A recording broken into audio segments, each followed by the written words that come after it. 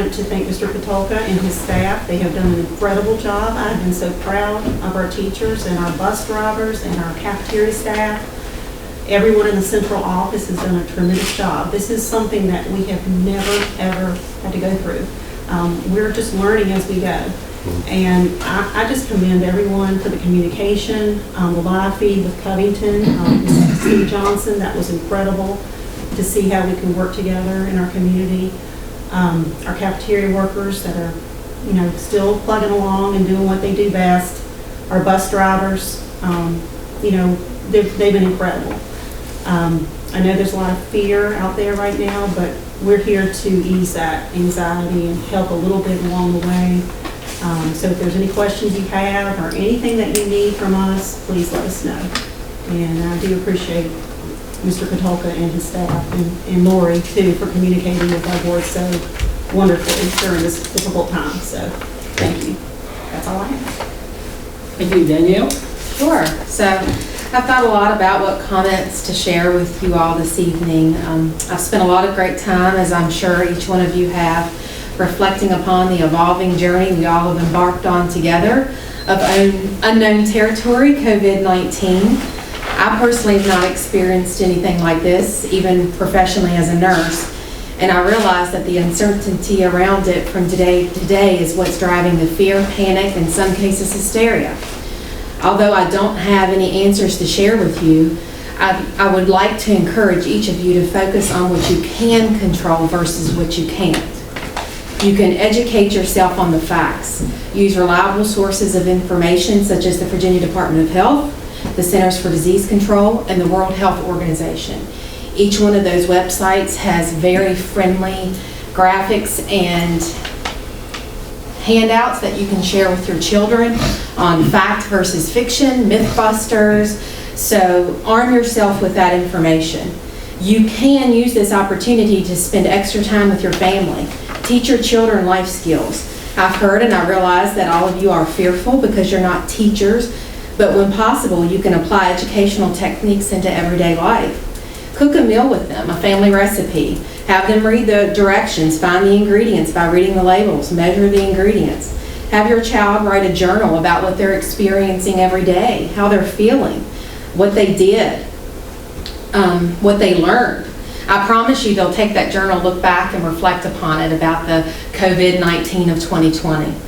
Have them write a letter or an email to the elderly shut-ins. We have lots of elderly folks in nursing homes that cannot have visitors, even family, not even one visitor. So have them learn how to write a letter, put a stamp on it, and address it and send it to them. They're lonely and they could use the encouragement.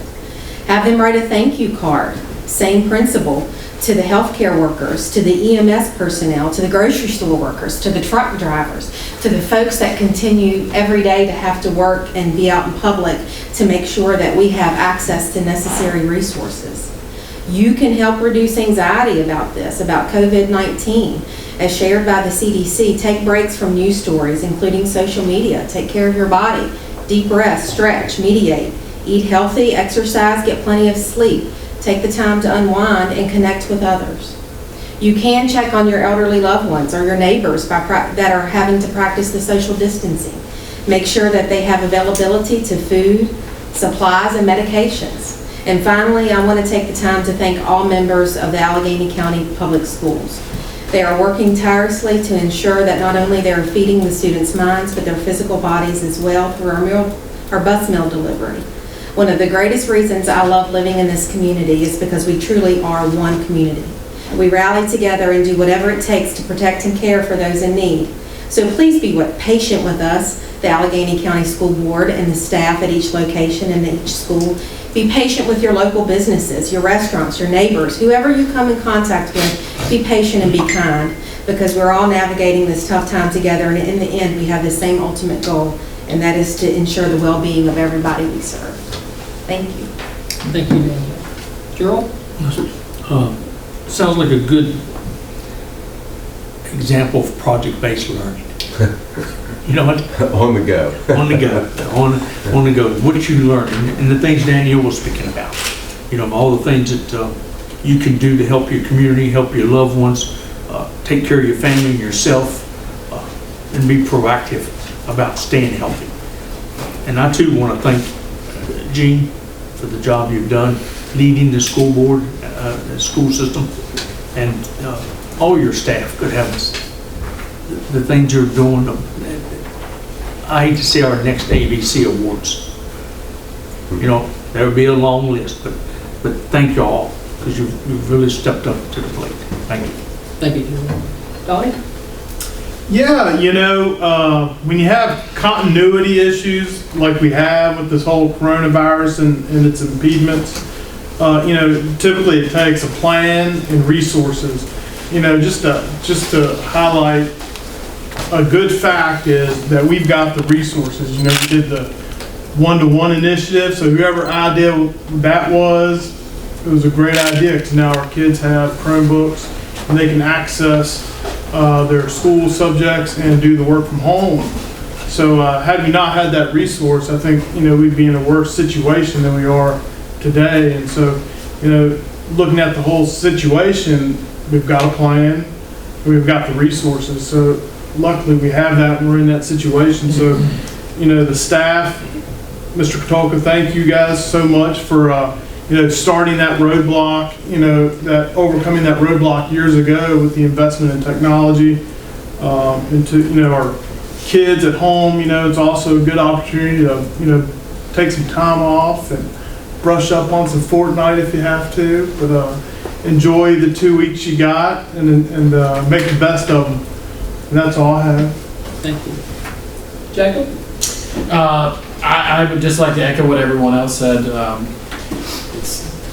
I have not paid attention to what time it was when I called Gene for the past week. So I'd like to apologize to Gene for calling him at like 7 in the morning, 11 o'clock at night, or whatever. I wouldn't have called, but I didn't want to text or touch my dirty phone. So, but Gene has been great and responded to things very quickly, and I appreciate that. And Lori as well, I know you've really been pulling the strings and the marionette.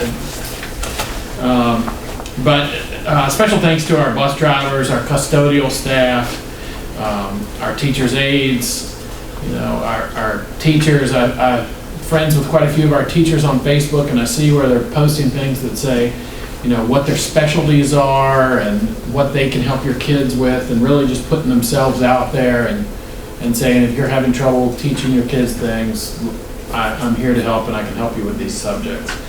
I really appreciate that. I also really appreciate the parents. You know, my phone hadn't been blowing up, and it was a good opportunity for a lot of people to get upset and make a lot of phone calls, but I haven't seen that. I haven't heard that from anybody. I've heard several people have called, worried about neighbors and kids that might not have things, so I certainly appreciate that, and I pass the word along. I really appreciate the parents getting out there and teaching their kids things, and I saw a friend who had pictures of some record albums in front of their record player, and they said they were teaching their kid music about the 70s, and so everybody's had a little twist on this, what they choose to do. But like Mr. Kern said, the idea of having the Chromebooks, the kids being able to have those and to be able to work at home is a great thing. That's about it for me. I hope we can go back to school in another 10 days or so, but we'll see what happens. I know that we'll be prepared no matter what. Thank you. Thank you, Mr. Wright. That's down to me. Not a whole lot to be said on top of what I already have, but I can say this: communication has been the key. People are well informed, and that's what makes this well-oiled machine function so well. It shows that we have a plan, and we're working the plan that we have. I know you started on this long before we got to this point we're at now, and that's why we are so far ahead of where a lot of people are. So as we continue to work forward and work our plan, revise our plan, and work it some more, we'll come through this good. And it's wonderful to see how many people in our school system, everybody in our school system, parents, students, and all of our staff alike, everybody's made this work so smoothly for us. So that says a lot about our community.